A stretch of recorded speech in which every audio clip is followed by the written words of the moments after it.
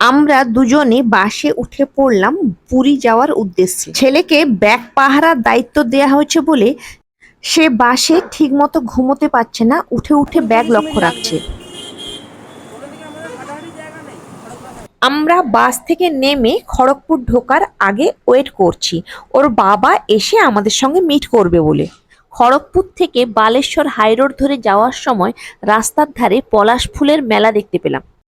বেলদা ঢোকার আগে বিশাল বড় রানওয়ে হয়েছে। অনেক দিন পর আমার ছোটবেলার বান্ধবীর সাথে দেখা হলো। ওর বাড়িতে গাড়িটা রাখলাম।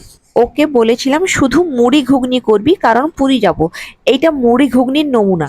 অনেক দিন পর দেখা হওয়ার জন্য আবেগ যেন ঝরে ঝরে পড়ছিল। ওদের বাড়ি থেকে বেরিয়ে আমরা পুরী যাওয়ার জন্য এক জায়গায় সবাই এসে মিলিত হয়েছি। রিজার্ভ বাস আসবে, তার জন্য এখানে আমরা ওয়েট করছি। বেশ কিছুক্ষণ ওয়েট করার পর বাসও এলো, আমরা বাসেও উঠে পড়লাম। কিন্তু যে বাস আসার কথা ছিল তার পরিবর্তে একটা ভলভো বাস দিল, সেটা পুশব্যাক ভালো ছিল না। তার ফলে রাতে আমার ভালো মতো ঘুম হবে না, আর আমার ভমিটিং প্রবলেম আছে, তাই কিছুটা যাওয়ার পরেও আমরা বাস থেকে নেমে পড়ি। রাতে আমরা আবার আমার বান্ধবীর বাড়িতে ফিরে আসি আর সেখানেই থাকি। আমরা হাতে কম সময় নিয়ে এসেছি বলে ও খুব মন খারাপ করছিল।